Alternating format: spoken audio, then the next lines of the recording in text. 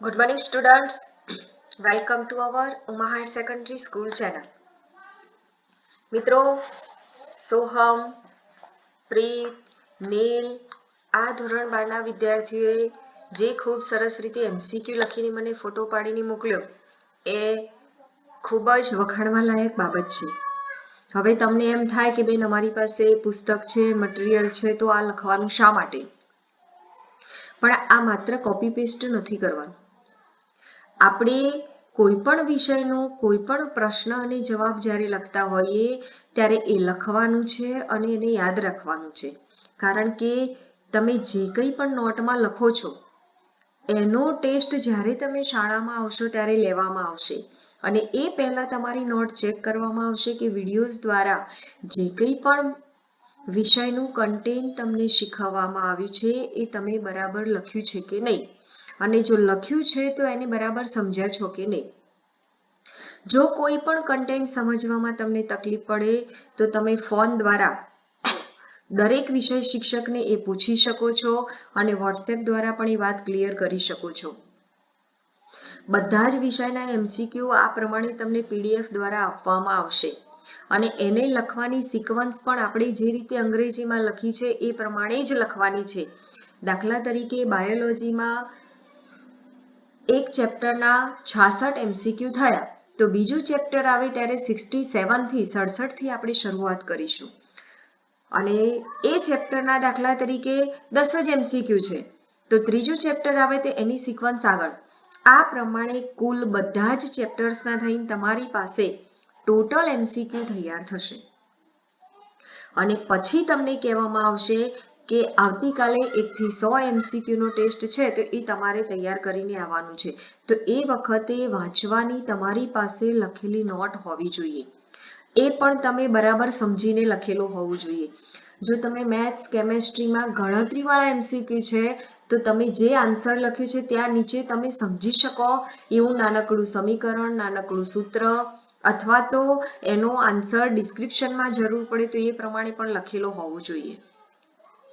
આ 1 માર્ક્સના MCQ માંથી જ 2 MCQ ભેગા કરીને 2 માર્ક્સના પ્રશ્ન પણ બનાવી શકાય. બરાબર છે મિત્રો? એટલે એક વાત આપણે સ્પષ્ટ સમજી લઈએ કે વિડીયોઝ દ્વારા આપણે જે કંઈ પણ શીખીએ છીએ અથવા તો તમને PDF મોકલવામાં આવે છે તો એ PDF સમજીને, વિચારીને, તૈયાર કરીને પછી તમારે નોટમાં લખવાનું છે. આ માત્ર વેઠ વાળવાનું કે કોપી પેસ્ટનું કામ નથી. હવે તમને એમ થાય કે અંગ્રેજી બેન શા માટે લખવાનું? તો ઘણા સમયથી જો તમે શાળામાં આવતા હોત તો અમે વારંવાર ટેસ્ટ લઈને તમને લખવાની પ્રેક્ટિસ કરાવડાવત. આજે આપણી લખવાની આ પ્રેક્ટિસ ઓછી થઈ ગઈ છે એટલે હવે તમે સારા અક્ષરે લખશો તો તમારા અક્ષર પણ સુધરશે, તમારી પાસે સમય પણ પૂરતો છે અને જ્યારે શાળામાં આવીને ટેસ્ટ આપવાનો થશે અથવા તો જ્યારે સ્કૂલો શરૂ થશે અને જ્યારે તમે બોર્ડની એક્ઝામ આપવા જશો તો લખવાની જે આપણી પ્રેક્ટિસ ઓછી થઈ ગઈ છે એ પ્રેક્ટિસ ધીમે ધીમે આવતી જશે. હવે આપણે બધા વિષયમાં બધા જ કન્ટેન્ટનું કામ કઈ તરફ છે તો પરીક્ષાલક્ષી તૈયારી કરવા તરફ આપણે જઈ રહ્યા છીએ અને એ પરીક્ષાની તૈયારી અંગ્રેજી સંસ્કૃતની જેટલી ઘરે બેઠા કરી શકાય એટલું શાળામાં તમે આવો ત્યારે સાયન્સના વિષયોને ન્યાય આપી શકો. એટલે જ્યાં સુધી તમે ઘરે છો ત્યાં સુધી અંગ્રેજીમાં જેટલું કન્ટેન્ટ આપણે ચલાવ્યું છે એને આપણે બરાબર તૈયાર કરી લેવું છે. એટલીસ્ટ એના 50 MCQ જે આપણે પરીક્ષામાં પૂછાવાના છે એમાંથી તો એક પણ MCQ આપણને ન આવડે એવી આપણે તૈયારી કરવી છે, જેથી કરીને જ્યારે શાળા શરૂ થાય ત્યારે તમે સાયન્સના વિષયોને વધારેમાં વધારે મહત્વ આપીને એની ઉપર વધારે પ્રેક્ટિસ કરી શકો. બરાબર છે મિત્રો? એટલે આ વાત ધ્યાનમાં રાખીને આપણે કામ કરવાનું છે. દરેક વિદ્યાર્થીએ આ લખવું ફરજિયાત છે. જેટલા વિદ્યાર્થીઓ ફોટા પાડીને મોકલે છે એ તો મારા નોંધમાં છે, મેં એમનું લિસ્ટમાં નામ પણ લખ્યું છે.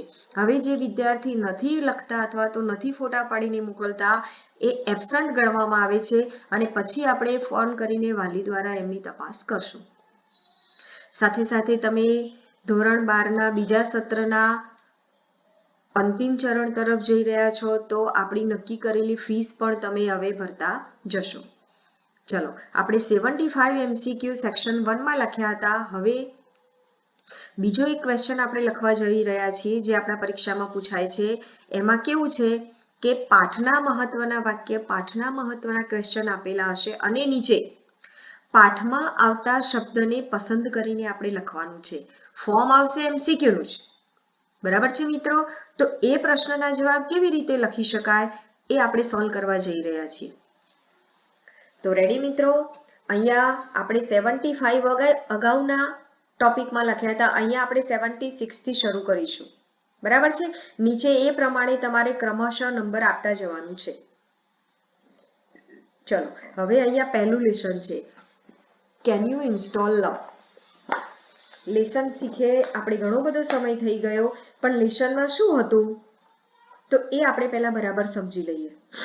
લેસન અદ્યતન જે ટેકનોલોજીની વાત છે મિત્રો. જો કે તો તમે જે ટેકનોલોજી દ્વારા અભ્યાસ કરી રહ્યા છો એના આધારે તમારા માટે લેસન બહુ સરળ થઈ ગયું હશે, છતાં પણ લેસનની બેઝિક જે પાયાની બાબતો છે એને આપણે ઝડપથી યાદ કરી લઈએ.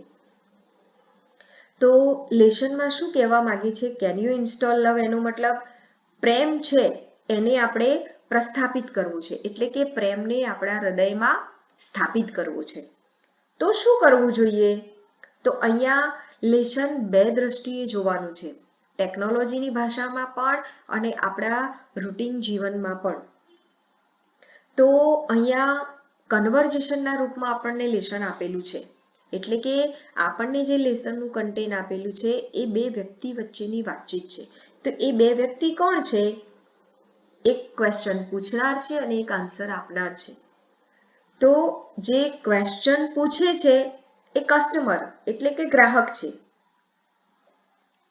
અને જે આન્સર આપનાર છે એ રિપ્રેઝેન્ટેટિવ છે, કમ્પ્યુટરને જાણનાર રિપ્રેઝેન્ટેટિવ વ્યક્તિ છે.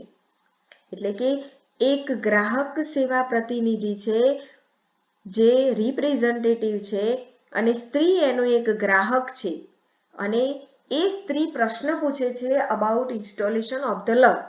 અહીંથી આપણા પાઠની શરૂઆત થાય છે. હવે જે ગ્રાહક છે, ગ્રાહક સ્ત્રી છે, એ એવું સ્વીકારે છે કે મને કમ્પ્યુટરનું વધારે નોલેજ નથી, પણ તમે જેમ કહેશો એ પ્રમાણે હું કરી અને લવ ઇન્સ્ટોલ કરવા માટેનો પ્રયત્ન કરી શકું. બરાબર? એટલે જે રિપ્રેઝેન્ટેટિવ છે એ એવું કહે છે કે તમે હાર્ટ નામનું જે ફોલ્ડર ફાઇલ છે એને પહેલા ઓપન કરો. હવે જ્યારે એ ઓપન કરવામાં આવે છે ત્યારે મિત્રો, જ્યારે આપણે આપણા હૃદયમાં ડોકિયું કરીને જોઈએ, ખરેખર જોવું જોઈએ, ત્યારે આપણને ખબર પડે કે આપણા હૃદયમાં શું શું છે. તો ભૂતકાળની થયેલી ઘણી બધી બાબતો છે. બરાબર છે? ભૂતકાળમાં આપણે કોના દ્વારા દુઃખી થયા હતા, કોના દ્વારા ઘાયલ થયા હતા, એ લાગણીઓનો ઢગલો છે. કોઈકે મારું અપમાન કર્યું હતું તો એ અપમાનને આપણે યાદ રાખ્યું છે, તો એ પણ ત્યાં જ સ્ટોર થયું છે. કોઈના માટેની દ્વેષની લાગણી હતી તો એ પણ ત્યાં સ્ટોર થઈ છે. કેટલાક પૂર્વાગ્રહો, મન દુઃખ છે, તો આ બધી લાગણીઓ હૃદયમાં ભરેલી છે, અને એમાં આપણે એક નવી લાગણી ઉમેરવા જઈ રહ્યા છીએ. તો ભરેલો ઘડો હોય તો એમાં કશું મૂકી શકાય નહીં. તો પહેલા એ જે જૂની લાગણી છે એને આપણે શું કરવી પડશે? કાઢી નાખવાની છે. એટલે કે જે અનિચ્છનીય ભાવો છે એ આપણે શું કરવાના છે? કાઢી નાખવાના છે. અને ત્યારબાદ જ પ્રેમનું આપણે ઇન્સ્ટોલેશન સારી રીતે કરી શકીએ. તો પ્રેમનું ઇન્સ્ટોલેશન કરવા જઈએ એ પહેલા કેટલીક લાગણીઓ અંદર ભરવી પણ પડે. એકલો પ્રેમ તો હૃદયમાં ભરી શકાય નહીં. તો પોતાની આત્મસ્વીકૃતિ, ફોરગિવનેસ, સેલ્ફ રિસ્પેક્ટ, આવી બધી ગુડનેસ, આ બધી લાગણીઓની સાથે સાથે ઓટોમેટિક પ્રેમ ઇન્સ્ટોલ થાય છે. અને એ ક્યારે વધી શકે? જ્યારે આપણે બીજા સાથે શેર કરીએ ત્યારે. અને જો એ શેર કરવાનું ચાલુ રાખીએ તો અપગ્રેડેશન પણ સારી રીતે થાય. બરાબર છે ને?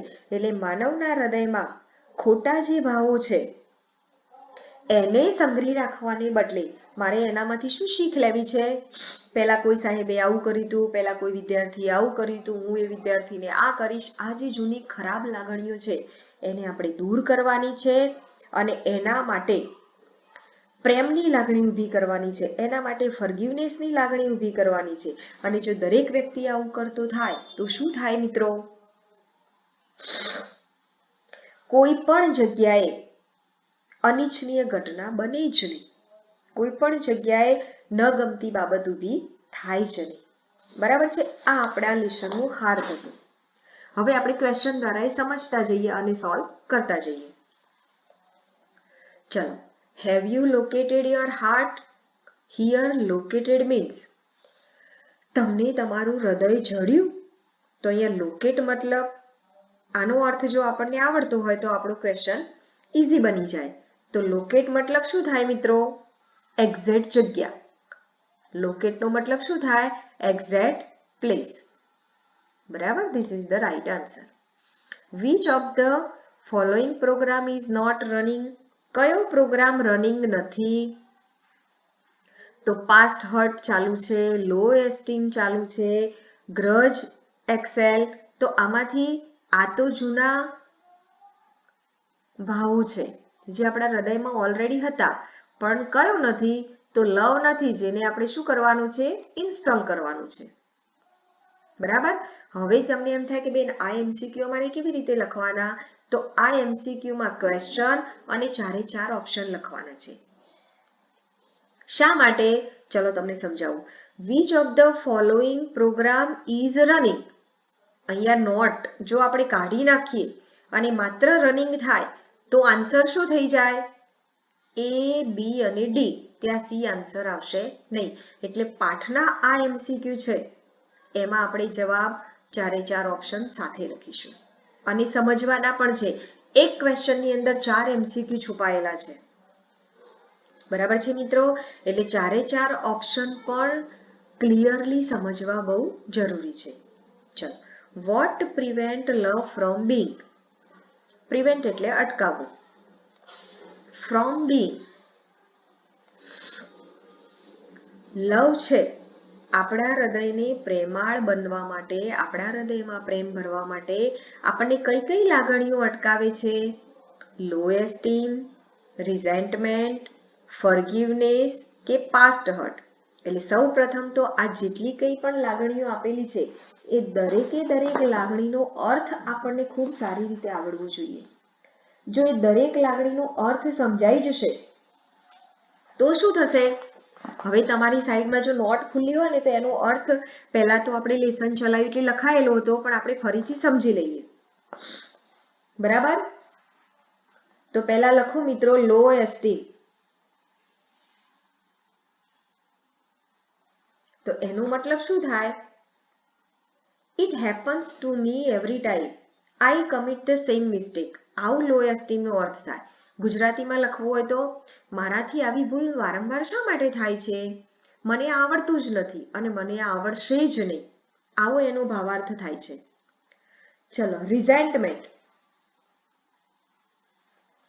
તો રિઝેન્ટમેન્ટ એટલે ધિક્કાર, હેટ. ચલો, ફોરગિવનેસ તો સહેલું છે, માફી આપવી. અને પાસ્ટ હર્ટ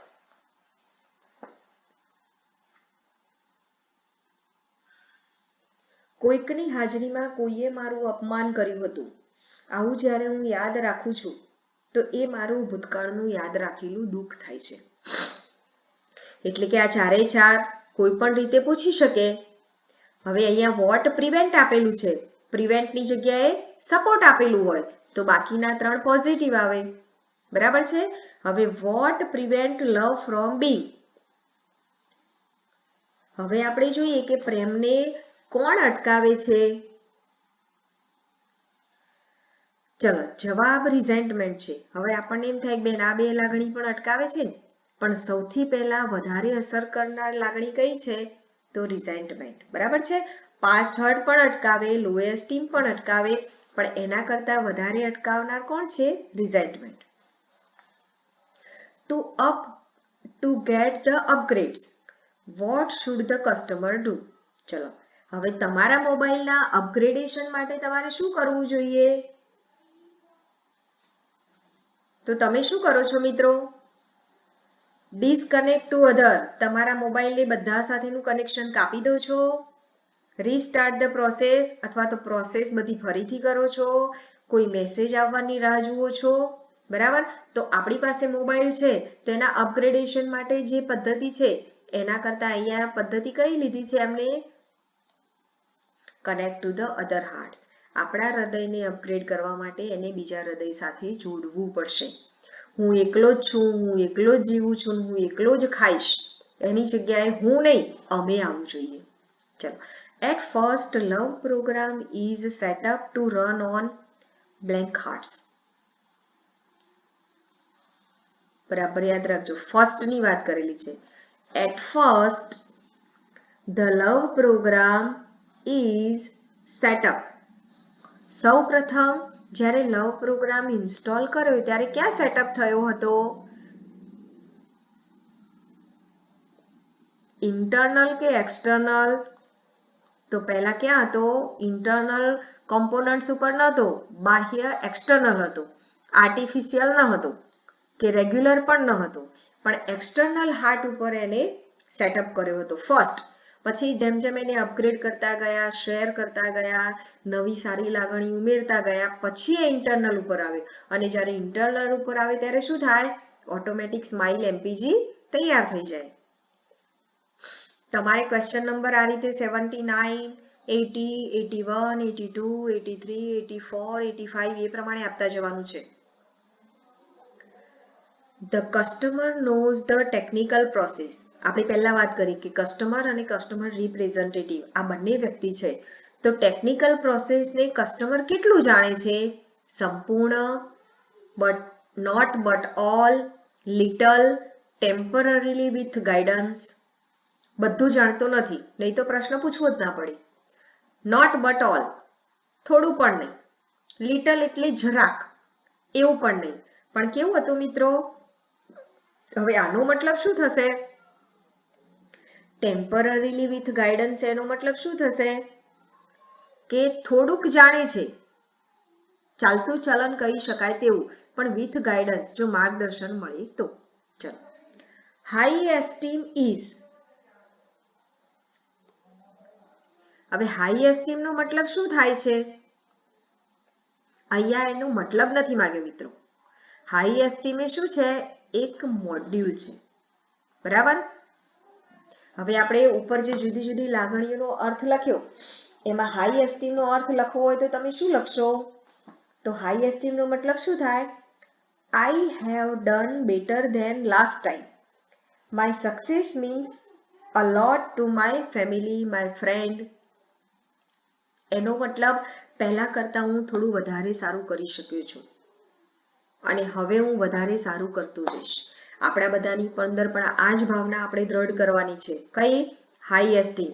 એટલે કે પહેલા મને ઓછું યાદ રહેતું હતું, પહેલા એક સાથે હું 10 MCQ લખી શકતો હતો સારા અક્ષર સાથે, તો આજે હું 20 લખી શકું છું. એમ કરતા કરતા આપણે હાઈ એસ્ટીમ મોડ્યુલને ડેવલપ કરવાનું છે. Before the machine starts to love others, the customer should. Before the machine start, machine બીજાને પ્રેમ કરવાનું શરૂ કરે એ પહેલા કસ્ટમરે શું કરવું પડશે? તો લવ હિઝસેલ્ફ અને હરસેલ્ફ. બીજાને પ્રેમ શીખવતા પહેલા મારે પ્રેમ પોતાની જાતને કરવો પડશે. બીજાને સલાહ આપતા પહેલા એ સલાહનું પાલન મારે કરવું પડશે, બરાબર? એડેપ્ટ એટલે દત્તક લેવું. લર્ન એવરીથિંગ વેલ, બધું સારી રીતે શીખવું પડશે. કન્સલ્ટ ધ એક્સપર્ટ, એક્સપર્ટની સાથે સલાહ લેવી પડશે, એ આવશે નહીં. શું ન કરવું જોઈએ? તો 3 ઓપ્શન લખી શકાય. આપણા એમસીક્યુમાં જો વિદ્યાર્થીઓને સૌથી વધારે ભૂલ થતી હોય તો માત્ર નોટ શબ્દ ઉમેરી દે તો આખો જ જવાબ આપણો શું થાય છે? બદલાઈ જાય છે, બરાબર છે? એટલે જ્યારે તમે એમસીક્યુ લખતા જાઓ ત્યારે ટીવી જોતા જોતા એમસીક્યુ નથી લખવાના. એમસીક્યુ નો અર્થ એ જુદી રીતે પૂછાય તો આનો જવાબ આ હોઈ શકે, આ વાત સાથે આપણે આ કામ કરવાનું છે. What should she do to delete self-critic completely and it may never come back? ચલો પહેલા તો સેલ્ફ ક્રિટિક નો અર્થ લખી લો. લખી લીધું સેલ્ફ ક્રિટિક? સેલ્ફ ક્રિટિક એટલે એક લઘુતા ગ્રંથિ, I am less educated, I am less known, I can't do it, મને આવડતું નથી, મને આ ફાવતું નથી, હું આ સારી રીતે કરી શકતો નથી. પોતાની જાતની ટીકા ટિપ્પણી કરવી. હવે આ ભાવનાને મારે ડિલીટ કરવાની છે, તો શું કરવું પડશે? સેલ્ફ ક્રિટિક નામનું દૂર કરવું હોય તો મારે એને શું કરવું પડશે? તો એને રિસાયકલ બિનમાંથી જ કાઢી દેવાનું. કોઈ વ્યક્તિ આપણને સલાહ આપે, દાખલા તરીકે ખાલી ડિસ્ટર્ટ પરથી કાઢવાનું, એટલે કે જ્યારે આપણને કોઈ સારું સારું શીખવાડતું એટલે આપણે મનમાં કે ના ના બધું બરાબર છે, તે ખાલી ડિસ્ટર્બ થયું, ડિલીટ અગેન એને ગઈ, પછી એ ડિસ્ટર્બ પરથી વારંવાર એને કાઢી દેવાનું, અથવા 3માંથી કંઈ પણ નહીં કરવાનું. તો હૃદયના 7મા પડદામાંથી એટલે કે રિસાયકલ બિનમાંથી જો એને આપણે કાઢી દઈએ તો એ કદી પણ પાછું આવશે નહીં. ફોર શી કોડ બ્લેન્ક. હવે લાંબા સમય માટે સારું રિઝલ્ટ મેળવવું હોય તો એને શું કરવું પડશે? શેર. એને વારંવાર શેર કરવું પડશે. બરાબર. મારે આ MCQ પાક્કા કરવા છે તો શું કરવું પડશે? વારંવાર વાંચવા પડશે, વારંવાર લખવા પડશે, વારંવાર સમજવા પડશે. બરાબર છે મિત્રો? આખું લેસન આપણું બરાબર સમજાઈ ગયું, બરાબર તૈયાર થઈ ગયું. જ્યારે તમે શાળામાં આવશો ત્યારે ફરીથી આ બધી બાબતો કરવાનો મને વિશ્વાસ છે કે સમય નહીં મળે, પણ જો તમે બરાબર શીખીને આવ્યા હશો તો ટેસ્ટ તો એનું કમ્પલસરી લેવાશે જ મિત્રો. તો ટેસ્ટ વખતે જો તમે આ બધું બરાબર યાદ રાખેલું હશે તો તમે શું કરશો? આસાનીથી એને સારી રીતે સમજીને ન્યાય આપી શકશો. બરાબર છે મિત્રો? ચલો હવે સનરાઈઝ ઓન કાંચનજંગા. બરાબર. તો એમાં શું છે મિત્રો? કાંચનજંગા એ શું છે? હિમાલયન ક્વીન છે. આપણે ઝડપથી યાદ કરી લઈએ. હિમાલયની પર્વતમાળાનું ના લખેલું હોય તો ક્યાંક નોંધી લેજો. દુનિયાનું 3જા ક્રમનું ઊંચું શિખર એટલે કાંચનજંગા છે. બરાબર. ત્યાં જે ઉગતો સૂર્ય છે અને ઉગતો સૂર્ય એના કિરણો જે કાંચનજંગાના બરફ આચ્છાદિત શિખરો ઉપર પડે છે અને એ જોઈને આપણા જે ક્રિસ્ટીના આલ્બસ્ટ્રીટ છે એ જે અભિભૂત વેરી ઇમ્પ્રેસ થઈ જાય છે અને એ વર્ણન આપણને આપેલું છે. કાંચનજંગાને એમને હિમાલયની રાણી એવું નામ આપેલું છે. શુભ્ર ધ્રવલ વસ્ત્રમાં એટલે કે એકદમ સફેદ વસ્ત્રમાં પહેરીને આ રાણી આવી છે. સુવર્ણમય સૂર્યપ્રકાશનું સ્નાન કરી રહી છે. આપણે જ્યારે વિડીયોઝ બનાવ્યો ત્યારે એના ફોટા પણ તમને મોકલેલા હતા. બરાબર છે ને? સુવર્ણમય લાગે છે. સૂર્ય જ્યારે તેને પ્રેમના શાશ્વત ફુવારાનું પ્રથમ કિરણ એટલે કે સૂર્યને પણ આ કુદરતના દરેકે દરેક સર્જન માટે પ્રેમ છે, એટલા માટે તો એ ઉગે છે. સૂર્યને આપણા માટે પણ પુષ્કળ પ્રેમ છે, એટલે તો આપણે ન માગીએ તો પણ આપણને એનર્જી આપવા માટે એ આવે છે. પણ સૂર્યનો એ પ્રેમ જ્યારે પર્વતના શિખર ઉપર પડે છે ત્યારે જે દ્રશ્ય ઊભું થાય છે એ આપણા કવિને જબરજસ્ત ઇમ્પ્રેસ કરી દે છે. બરાબર. આવી વાત આપણને કાંચનજંગામાં આપેલી છે. એન્ડ ધ હિમાલયન ગ્રીન કામ એન્ડ સિરીઝ. બરાબર. આ કવિતાનું સેન્ટેન્સ છે. What does it mean? હવે આનો મતલબ શું થાય? તો રિફ્લેક્ટ ધ બ્યુટી એટલે કે હિમાલયન ગ્રીન્સ, હિમાલયની રાણી છે કેવી છે? શું કરે છે? સુંદરતાનું પ્રતિબિંબ રજૂ કરે છે. હવે શખ્સ એટલે ચૂસી લેવું. જો મિત્રો આ શબ્દ આપણે લખેલો ના હોય, સમજ્યા ના હોય તો આનો અર્થ આ પણ આપણે કરી લઈએ. એટલે આ શખ્સ એટલે ચૂસી લેવું. સુંદરતા ચૂસી લેતી નથી, સુંદરતાને વધારો કરે છે, પ્રતિબિંબ આપે છે, માત્ર સ્વાગત કરતી પણ નથી અથવા તો રિજેક્ટ એને કાઢી નાખતી પણ નથી. બરાબર.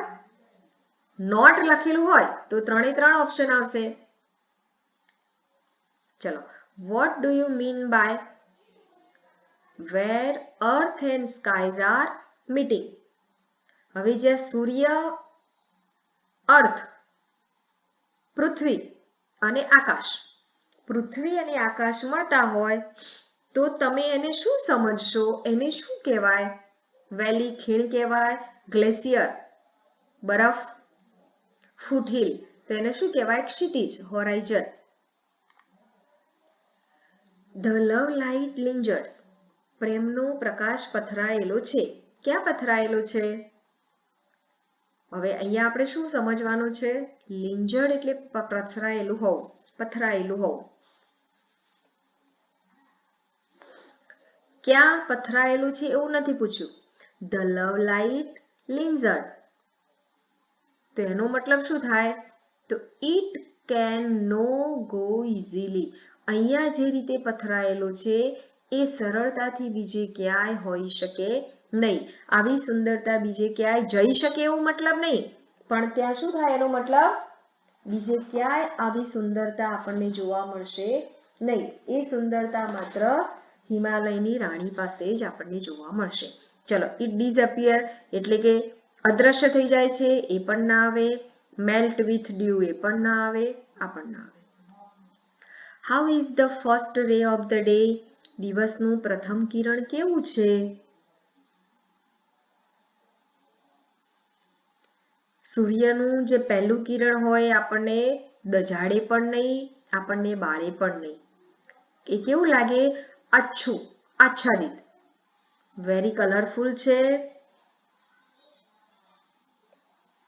ડિસઅપિયર, સવારના પ્રકાશમાં ખોવાઈ જાય છે કે પર્વતની પાછળ છુપાઈ જાય છે?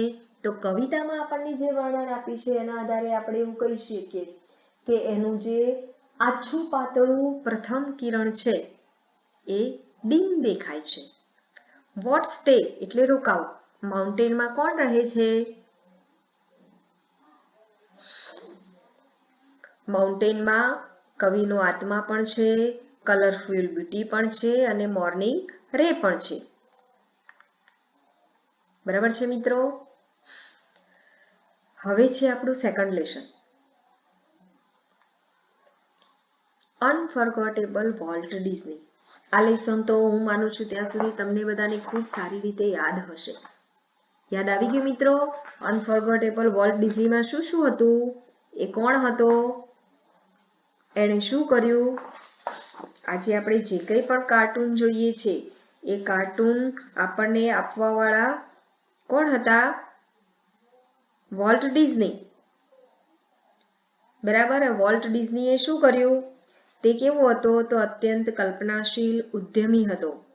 વોલ્ટને બધા લોકો આસાનીથી સમજી શકતા ન હતા, કારણ કે એ આખો દિવસ પોતાના વિચારોમાં ડૂબેલો રહેતો.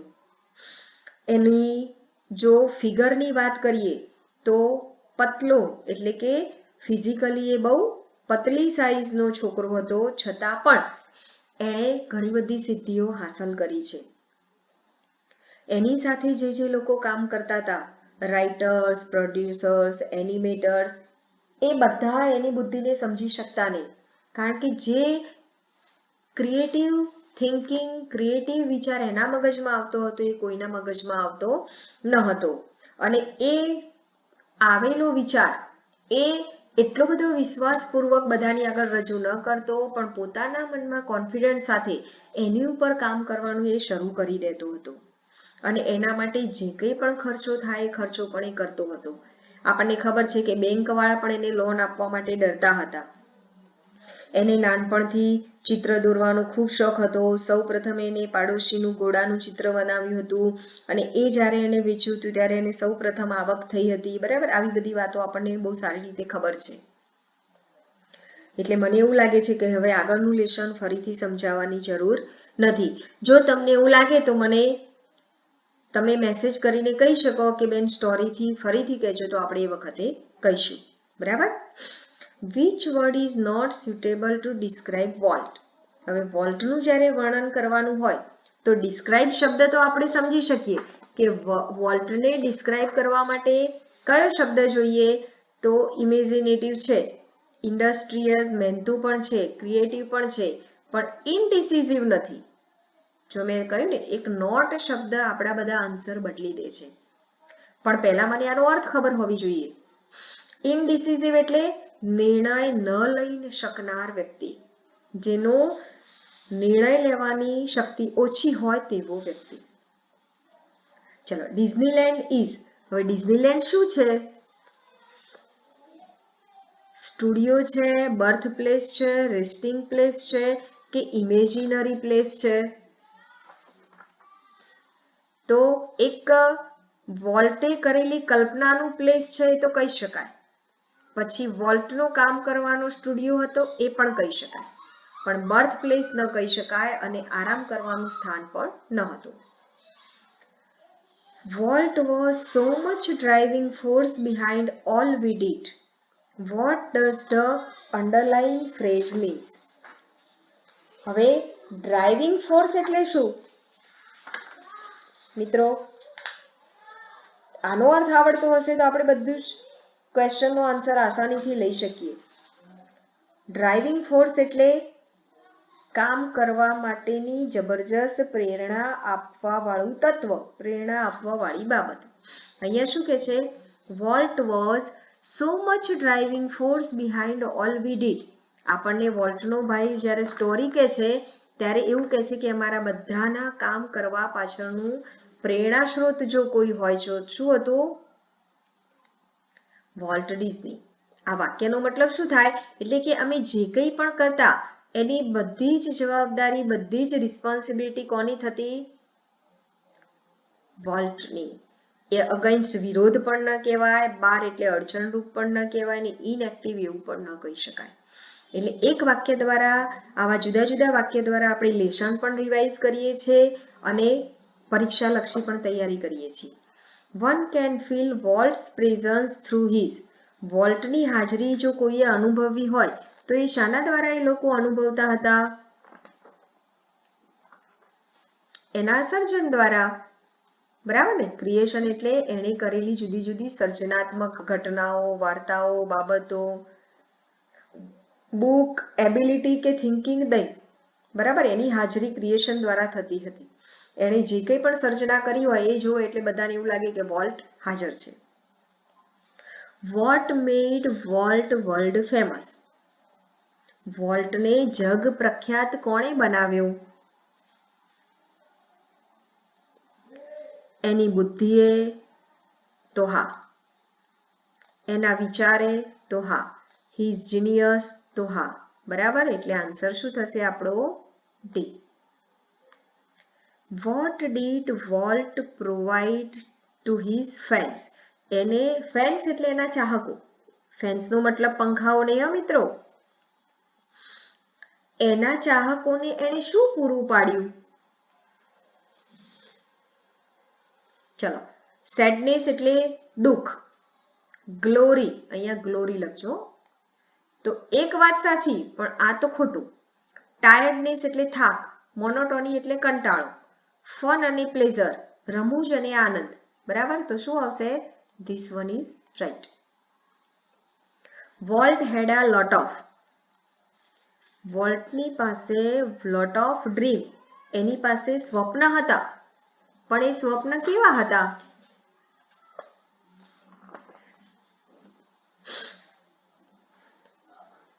ચલો, રિયલ, સાચા સ્વપ્ન હતા,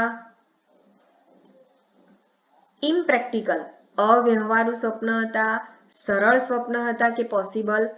તો જે પોસિબલ ન હોય એવા જ પુષ્કળ સ્વપ્ન એ જોતું હતું અને એને પોસિબલ કરતો પણ હતો. મિત્રો, સ્વપ્ન તો આપણે બધા પણ જોઈએ છીએ, પણ કેવા હોય છે? ઇમ્પોસિબલ. પણ એને ઇમ્પ્રેક્ટિકલ ન કહી શકાય. એ ઇમ્પોસિબલ સ્વપ્નને પણ પોસિબલ કરતો હતો. બરાબર છે? ચલો, વોટ વોઝ અંકલ માઇક? તો આ તો આપણે હમણાં આગળ એક ક્વેશ્ચન ભણ્યા એમાં પણ એ શું હતા? તો engineer. Blank was the first attraction of Walt for Disneyland. ડિઝનીલેન્ડનું સૌ પ્રથમ એટ્રેક્શન શું હતું મિત્રો? એનિમેટેડ એનિમલ્સ એ તો હતા જ. ધ પબ્લિક પ્લેસીસ, જાહેર સ્થળોમાં તો ન હતું. ધ ઓલ્ડ ફેશન ટ્રેન અને બિગ રીડ્સ, તો શું આવશે? Old fashion train. જો લેસન આપણે બરાબર સમજ્યાશું તો આ ઝડપથી સોલ્વ થશે. ચલો, at the age of 21 Walt decided. ભાઈ 21 વર્ષની ઉંમરે વોલ્ટે શું ડિસાઇડ કર્યું હતું? તો હોલિવૂડમાં પોતાનો પગ મૂકવાનું. He carried all his belonging in. એની બધી જ બિલોંગિંગ્સ એટલે ઈચ્છાઓ, બિલોંગિંગની જગ્યાએ કદાચ વિશિષ્ટ શબ્દ લખેલો હોય તો પણ એની બધી જ ઈચ્છાઓ એ શામાં લઈને આવ્યો હતો? ટ્રક, બાઇક, કાર કે સુટકેસ? તો એની સુટકેસમાં. વોલ્ટ ફર્સ્ટ સિરીઝ વોઝ, એની પ્રથમ સિરીઝ કઈ હતી મિત્રો? એ તો તમને બરાબર યાદ હશે. ઝડપથી ટીક કરી લો. શું આવશે? Alice in Cartoonland. અને ફર્સ્ટની જગ્યાએ લાસ્ટ ફેમસ સિરીઝ લખેલી હોય તો શું થાય? Mickey Mouse. What did Walt's friend not do? જો મિત્રો નોટ આવ્યું, આપણે તો ફ્રેન્ડ ડુ કરીએ એટલે શું થાય? આખો આન્સર સમજવાની પદ્ધતિ બદલાઈ જાય. તો વોલ્ટના મિત્રો શું કરતા ન હતા?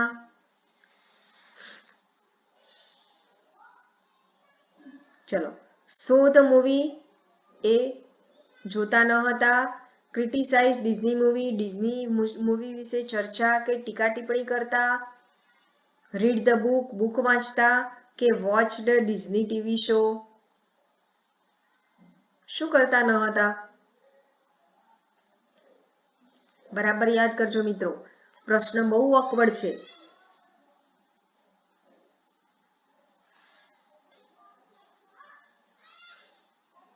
ચલો, મૂવી જોતા હતા કે નતા જોતા? તો જોતા હતા.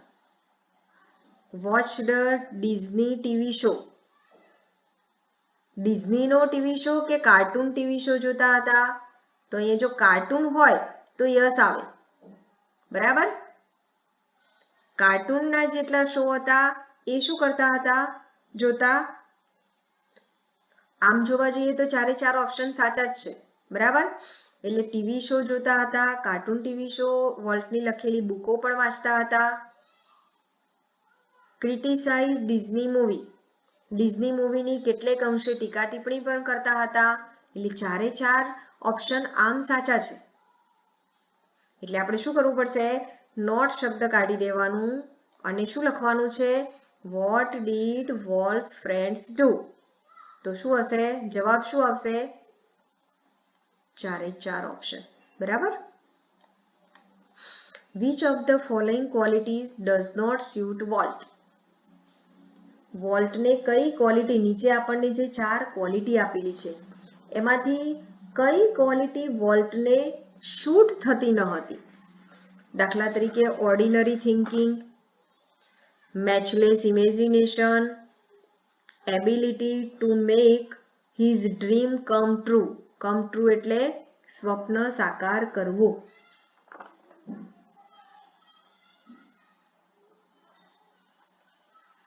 અને creative thinker.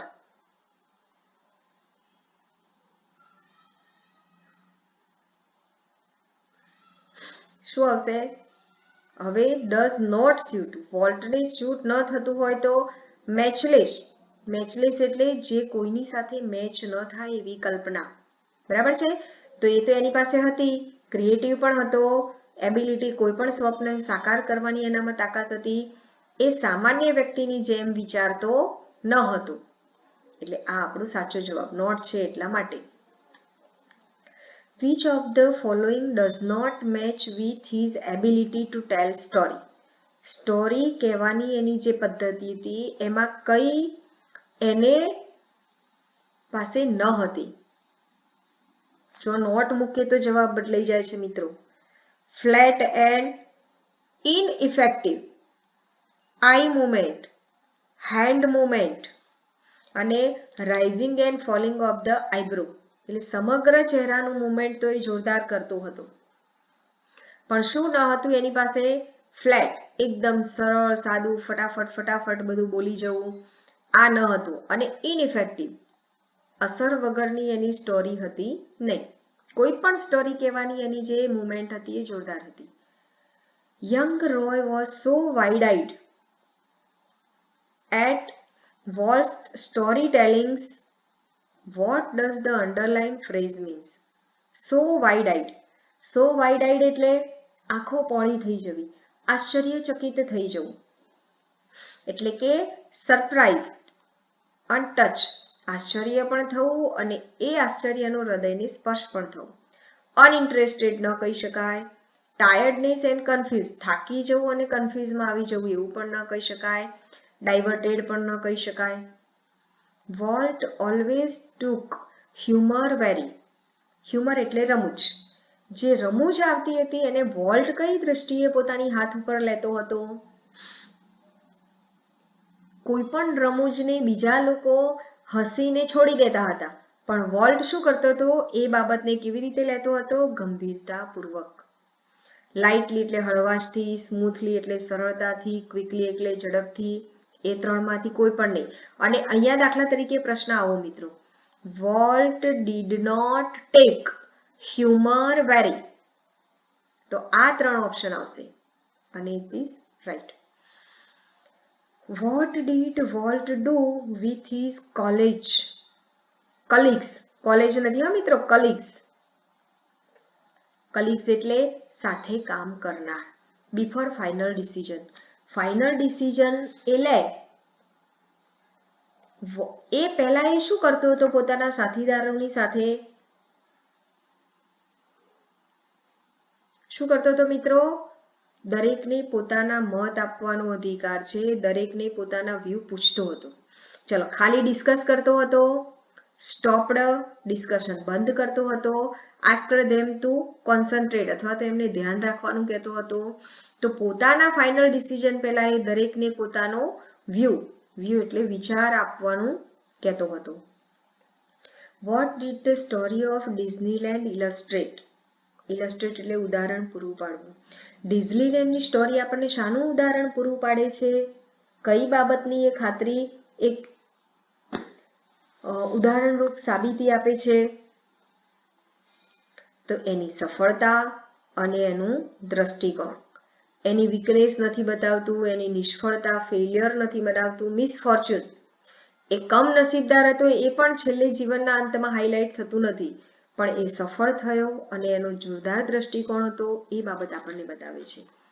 Volt always wanted blank from his staff. એના સ્ટાફ પાસેથી એની કેવી અપેક્ષા હતી મિત્રો? પોતાના સ્ટાફ પાસેથી શું માંગતો હતો? કે તમે મારું કંઈ પણ ક્રિટિસિઝમ કરો છો એને કેવી રીતે લો? પોઝિટિવલી. કારણ કે એ જે કલ્પના રજૂ કરતો એ બીજા બધા સ્ટાફને ઇમ્પોસિબલ લાગતી, એટલે તરત એના માટે નેગેટિવ ક્રિટિસિઝમ એ આપવા તૈયાર થઈ જતા હતા. પણ નેગેટિવ ક્રિટિસિઝમ તો આપતા, પણ એમાંથી વોલ્ટ પોઝિટિવ લઈ લેતો. એટલે નેગેટિવ કોમેન્ટ આવતી ખરી, પણ એ શું ઈચ્છતો હતો? કે તમે ટીકા ટિપ્પણી કરો, મારી આપેલી બાબતને શું કરો? તફાવત આપો, પણ કેવો આપો? પોઝિટિવ. બરાબર છે મિત્રો? આ પ્રમાણે તમારે આટલા MCQ લખવાના છે. અહીં સુધી એના નંબર આપી રાખજો. નેક્સ્ટ વિડીયોમાં આપણે આગળના લેસન શરૂ કરશું. દરેક વિદ્યાર્થી આ લખવાના છે, એનો એક્ઝેક્ટ નંબર આપવાનો છે અને પછી નોટના ફોટા પાડીને મને સેન્ડ કરવાના છે. કદાચ આગળના બાકી હોય તો બધા સાથે કરશો તો પણ 2 દિવસ સુધી આપણે રાહ જોઈશું. અને ટૂંક સમયમાં તમને બાયોલોજીના પણ પ્રશ્ન મળી જશે, કેમેસ્ટ્રીના પણ મળશે અને ફિઝિક્સના પણ મળશે. આ પ્રમાણે ઘરે બેઠા બેઠા તમે સારામાં સારા MCQ તૈયાર કરીને રાખજો. જ્યારે સ્કૂલમાં આવશો ત્યારે ટેસ્ટ તો શાળામાં જ લેવાનું છે. અમે 10-10 કે 15-15 વિદ્યાર્થીને બોલાવીને પણ ટેસ્ટ લઈશું, પણ ટેસ્ટ તમારે શાળામાં આપવાનું છે. જે તમારી પાસે 100-500 MCQ તૈયાર થશે એટલે એ વિષયનો ટેસ્ટ આપવા માટે આપણે વારાફરતી બધા વિદ્યાર્થીઓને બોલાવવાના છે. અને શાળા શરૂ થઈ જશે તો બધાને સાથે બોલાવીને પણ આપણે ટેસ્ટ અપાવીશું. બરાબર છે મિત્રો? એટલે પરીક્ષાની તૈયારી માટે બેસ્ટ ઓફ લક અને ખૂબ સમજદારીથી તમે તમારું કામ શરૂ કરજો. હવે કોઈ તકલીફ કે કોઈ મૂંઝવણ હોય તો તમે મને ફોન કરીને પૂછી શકો છો. ફરીથી એક વાત યાદ કરાવી દઉં કે શાળાની ફી પણ ધીમે ધીમે તમારા વાલીને જણાવીને ભરાવી દેજો. જાન્યુઆરીમાં આપણા બોર્ડની પરીક્ષાના ફોર્મ ભરાવાના પણ શરૂ થઈ જશે. એટલે બોર્ડની પરીક્ષાના ફોર્મ ભરતા પહેલા આપણી કોઈ પણ બાબતમાં કન્ફ્યુઝન હોવી જોઈએ નહીં. આપણું કન્ટેન્ટ પણ ખૂબ સારી રીતે તૈયાર હોવું જોઈએ. બરાબર છે મિત્રો?